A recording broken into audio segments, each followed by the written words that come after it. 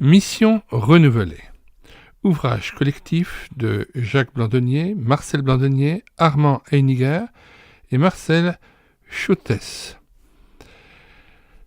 Mission renouvelée, c'était le thème d'un camp des groupes missionnaires à Vaux-Marcus.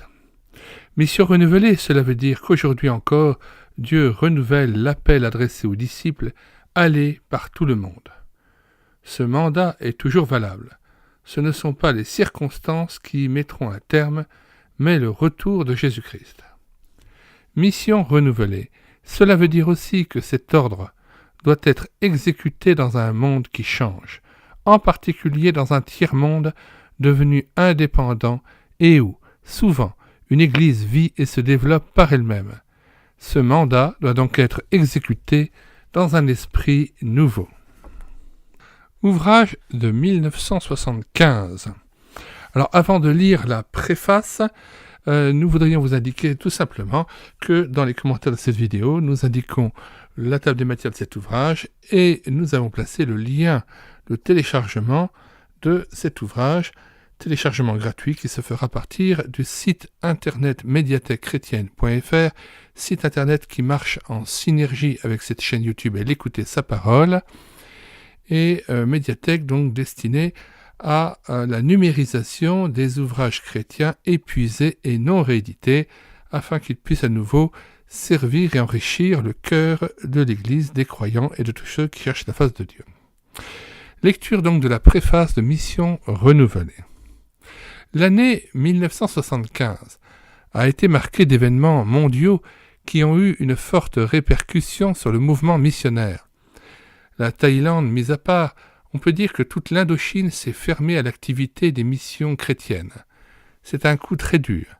En Afrique, en raison de ce vaste mouvement qu'on appelle le recours à l'authenticité, certains pays sont moins accessibles qu'autrefois au témoignage chrétien lorsqu'il est apporté par des Occidentaux.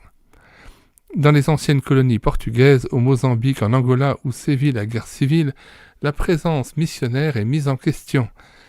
Par ailleurs, l'idée du moratoire, c'est-à-dire la cessation d'envoi de missionnaires et de fonds aux églises d'outre-mer, a trouvé un certain écho et des églises envisagent de passer au stade de la théorie à celui de la pratique.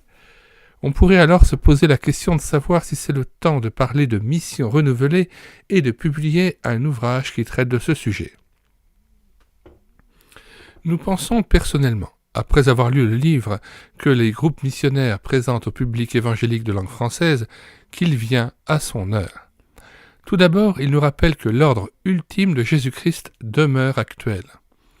L'entreprise missionnaire n'est pas de celle que les circonstances adverses font cesser. Lorsque l'apôtre Paul fut empêché de se rendre au nord de l'Asie mineure, Dieu lui ouvrit la porte de l'Europe. Jusqu'au retour du Christ, la mission confiée à l'Église de prêcher la bonne nouvelle à toute créature demeure sa tâche essentielle. D'autre part, il aborde la question missionnaire d'une façon réaliste, sans triomphalisme facile et dans une perspective résolument biblique. Le chapitre sur le fondement biblique de la mission en est une contribution importante. En s'assurant la collaboration de missionnaires de ces 20 dernières années, en citant des missiologues contemporains, les groupes missionnaires font bénéficier le lecteur d'expériences et de réflexions qui ont profondément modifié la forme traditionnelle de la mission. Aujourd'hui, la proclamation de l'Évangile n'est plus à sens unique. Nous écrivons cette préface au moment où se termine à Lausanne une campagne d'évangélisation confiée à des frères africains à l'occasion de la célébration du 700e anniversaire de la cathédrale de cette ville. C'est un signe des temps. L'Évangile nous revient, apporté par les fils de ceux auxquels les missionnaires du XIXe siècle et du début du XXe siècle ont présenté Jésus-Christ comme le Sauveur et le Seigneur. Dans une Europe post-chrétienne, c'est un témoignage rendu à la valeur de l'effort missionnaire. Ce livre est un appel adressé à la jeunesse de notre temps à s'engager dans les témoignages chrétiens d'une manière lucide et en dehors de tout sentimentalisme trompeur. Il contribue à faire tomber la barrière fictive si souvent dressée entre le front et l'arrière, en montrant que le combat est à mener partout, car partout l'homme est confronté à la réalité du péché. Enfin, pour tout chrétien, c'est un réel stimulant à soutenir la formation et l'envoi d'ouvriers nouveaux, car l'œuvre qui reste à accomplir est immense et le temps presse. Puisse cet ouvrage renouveler la vision du peuple de Dieu et l'engager dans une proclamation courageuse, persévérante et vécue de l'évangile de Jésus-Christ à tous les hommes, car Dieu veut que tous les hommes soient sauvés et parviennent à la connaissance de la vérité. Telle est notre prière. Lausanne, le 26 septembre 1975, Albert Georges, secrétaire de l'Alliance missionnaire évangélique. Nous vous invitons donc à télécharger cet ouvrage pour pouvoir le lire.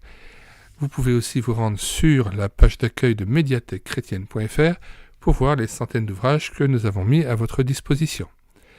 N'oubliez pas de vous abonner à cette chaîne YouTube et l'écouter Sa Parole, afin de connaître les autres ouvrages que nous numérisons régulièrement, les livres audio que nous prenons en charge, ainsi que les cantiques que nous mettons en parole en vue d'une rétroprojection en assemblée. Nous vous disons au revoir et à bientôt.